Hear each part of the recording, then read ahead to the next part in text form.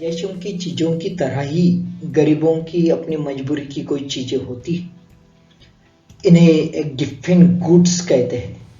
अर्थव्यवस्था में जब इन्फ्लेशन होता है तब ये जो गुड्स है अपना रंग दिखाती है और गरीबों का बड़ा बेहाल कर डालती है। कैसे और क्या है ये गिफ्ट गुड्स, चलो समझने की कोशिश करते हैं। दोस्तों, नॉर्मल गुड्स का डिमांड फंक्शन कर्व आप जानते हो, पिछले वीडियो में आपने देखा है। यानी प्राइस बढ़ी कि डिमांड घटी, ऐसा सिंपल सा फार्मूला जो है वो हम देखते हैं, है ना। एकदम से सिंपल सा फार्मूला है। प्राइस जब भी बढ़ती है तो डिमांड अपने आप घटती है ना। यह आपने देखा है, बराबर है, राइट। सो डियर फ्रेंड्स, गरीबों का ऐसा नहीं होता। The poor are living in a very abysmal condition. उनकी आमदनी काफी कम होती है दोस्तों, वेरी लो इनकम। इतनी कम होती है कि they are unable to manage their 2 times meal. 2 वक्त की रोटी भी बड़ी मुश्किल हो जाती है। उनका परचेसिंग पावर बहुत कम होता है। कॉमन जो चीजें होती है, जीवनावश्यक जो चीजें होती है, वो भी कभी कभी खरीद पाना उनके लिए काफी मुश्किल हो जाता है।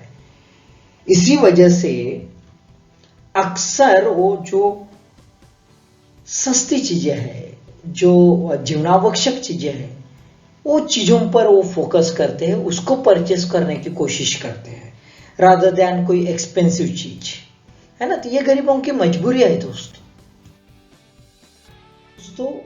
गरीबों की बड़ी पैराडॉक्सिकल कंडीशन होती है, बहुत ही कॉन्ट्राडिक्टरी सिचुएशन होती है।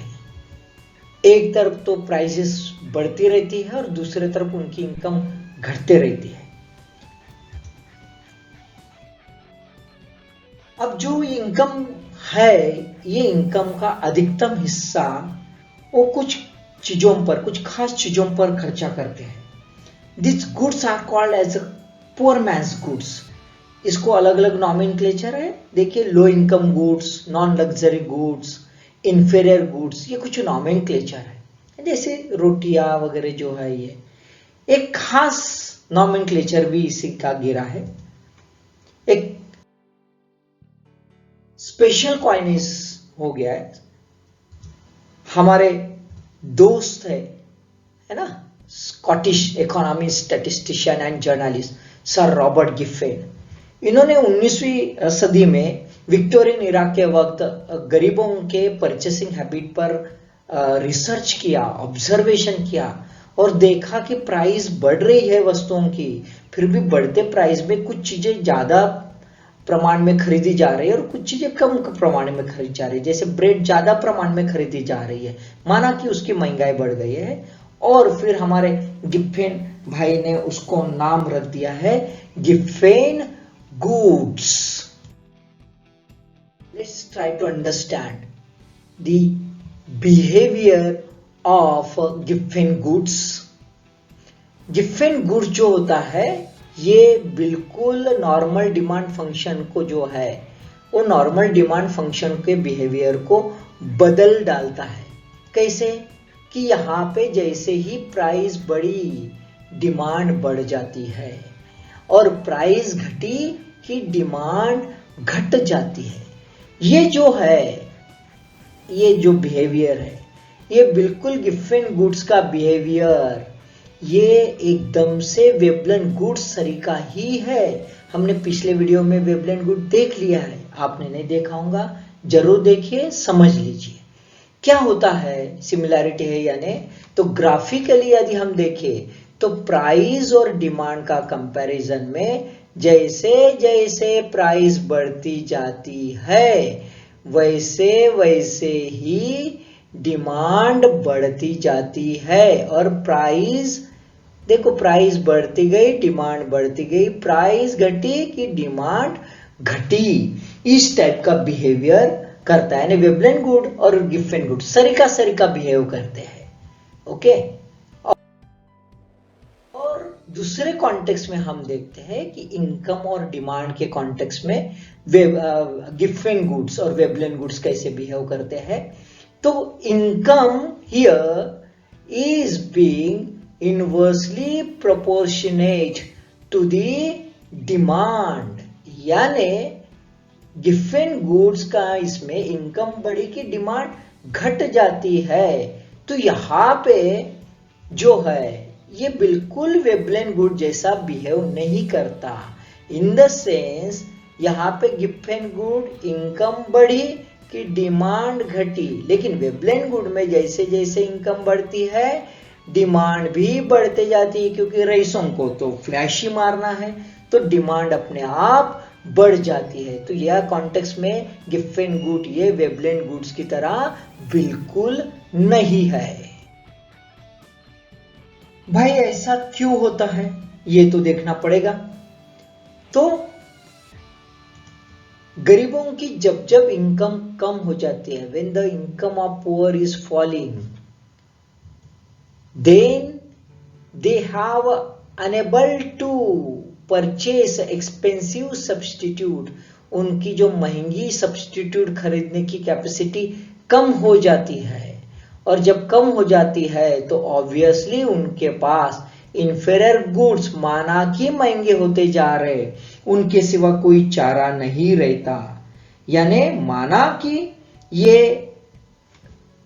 इंफीरियर गुड्स महंगे होते जा रहे, लेकिन फिर भी ये तो सस्ता ही है, इससे सस्ता अभी उनके पास कोई ऑप्शन नहीं है, और इसी वजह से वो महंगे बढ़ते हुए महंगाई के बावजूद भी इंफीरियर गुड्स खरीदना चाहते हैं। कैसे होता है यह अजब गजब उल्टा पुल्टा? गरीब कंगाल होने के बावजूद बढ़ती दाम पर ज्यादा डिमांड करता है। भाई गरीबों को तो अपना जो है पेट भरना है, उसका प्राइम लक्ष्य है पेट भरना है, इसी वजह से वो अपने डाइट बास्केट को बैलेंस करते रहता है।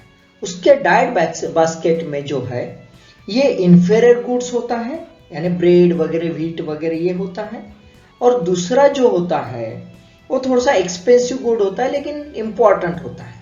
तो ये क्या करता है कि जो इंफीरियर गुड्स है यानी कॉमन गुड्स है, सस्ता वाला गुड्स है, वो कम इसमें लेता है, और मीट वगैरह जैसा एक्सपेंसिव उसमें थोड़ा ज्यादा खर्चा कर लेता है, एक्सपेंसेस ज्यादा कर लेता है ना। लेकिन जब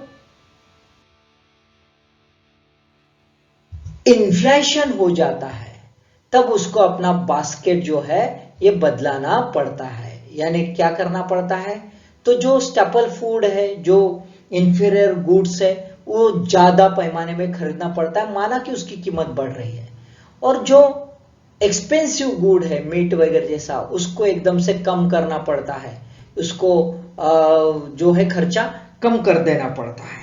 मीट की डिमांड वो अभी ज्यादा नहीं कर सकता, लेकिन ब्रेड माना महंगा हो रहा है लेकिन उसको खरीदना चाहता है।